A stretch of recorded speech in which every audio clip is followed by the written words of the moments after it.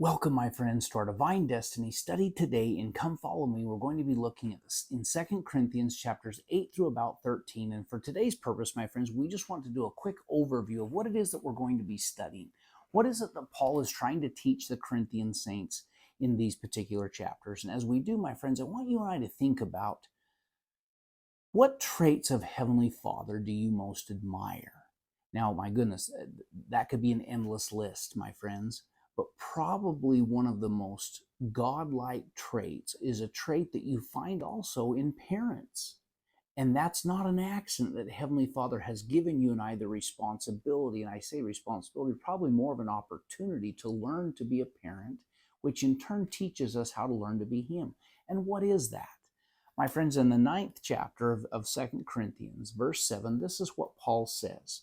He says, every man according as he has purposed in his heart, so let him give, not grudgingly or of necessity, for God loveth a cheerful giver. So what we're going to find this week is some teaching that Paul is trying to do with the saints, because there are other people not in Corinth and other congregations that do not have as much as they have. And so he's going to try and teach and inspire them to want to give. And we'll get into that. But as an overview today, my friends, I want you and I to think about, why does Heavenly Father give to you and I? And why does He say that He loves a cheerful giver?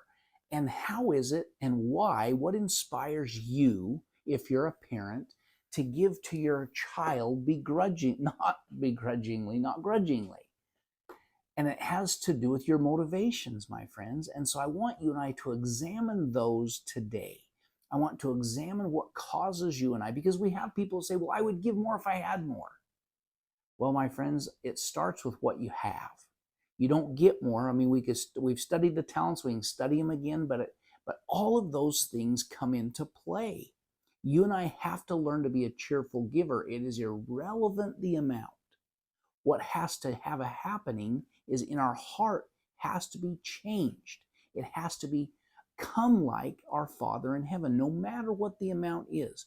But there are some principles to be learned. In fact, if you will study some ideas about money and Heavenly Father and how things work, it's interesting. One time, a particular gentleman, you've probably heard me share his name is Jim Rohn. And he was a motivational trainer and speaker, and he was actually from Idaho, born and raised in rural Idaho. But he became one of the world's most renowned motivational speakers in his life, and flew all over the world and had quite a dynamic way of teaching. And I personally love his teaching. Here's my point, though. He said he had a mentor who taught him in his 20s, Jim, you should become a millionaire.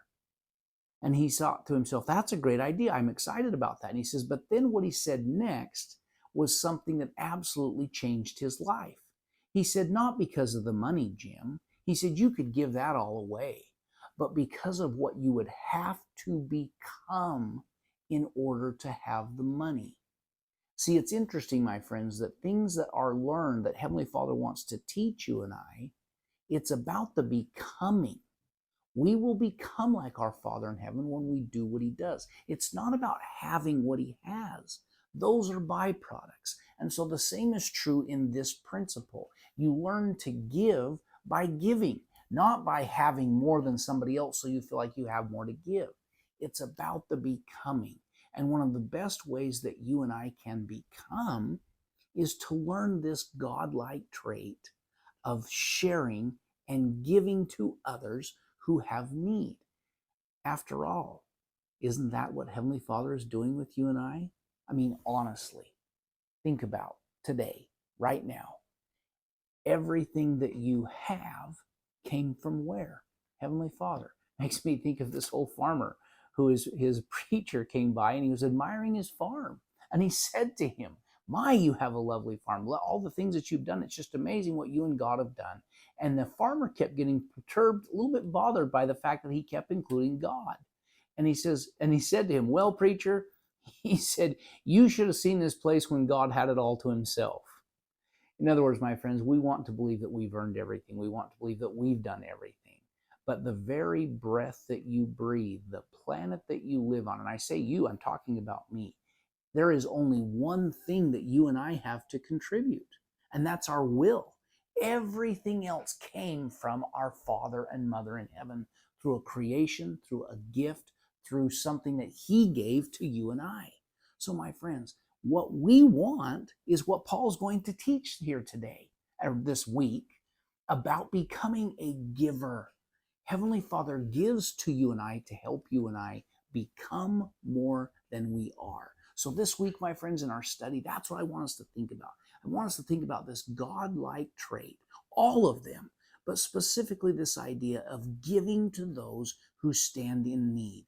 And we'll talk about all of the different scriptures that teach us that. But for today's purpose, my friend, I want you to think about that. I want you to think about your Heavenly Father. I'm going to do that. I'm going to thank Him and be more of a thankful person and have a more thankful heart towards Heavenly Father. Because it's also true that what we thank Heavenly Father for, we get more of in abundance. But also, my friends, you don't give to get, but because you give, you get. And so if you're looking to expound and increase, whether you're talking about monetary, spiritual, whatever it is, go give it away. You'll find that in love and in everything else with your children. The more you give, the more you have to give. That's an eternal principle that we will study and look at this week. But for today's purpose, my friends, in your evaluation of what we're going to study this week with Paul, I want you to think about, what kind of a giver am I? What kind of a giver would I like to be? And my friends, at the end of this week, hopefully we'll have some inspiring counsel, some inspiring stories, and some things from Paul, some things from prophets and leaders that will maybe flip a switch for you and I, that will help us just to become a little bit more like our Father in heaven, have a little bit more of that divine nature and destiny that we so deserve and crave and desire and will have. My friends, have a great day.